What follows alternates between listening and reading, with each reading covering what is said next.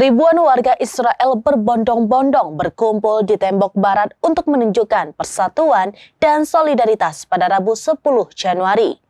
Mereka menggelar doa bersama untuk keselamatan tentara IDF dan para sandera yang ditahan Hamas.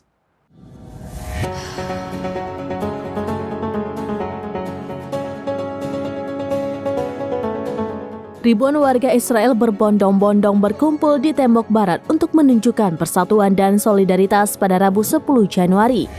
Mereka menggelar doa bersama untuk keselamatan tentara IDF dan para sandera yang ditahan Hamas. Media Israel i24 News melaporkan lebih dari 50.000 orang yang menunjukkan dukungan mereka. Dalam aksi tersebut turut hadir para kepala rabi Israel bersama hingga organisasi keagamaan.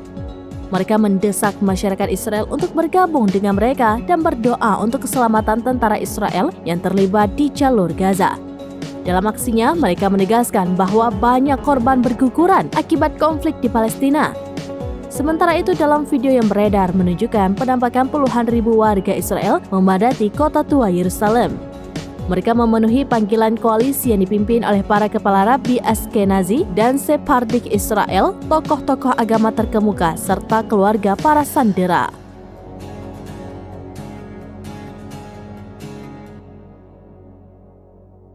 Demikian informasi terkini Syederalun. Saksikan terus beragam informasi lainnya. Jangan lupa like dan share seluruh akun seramines.com.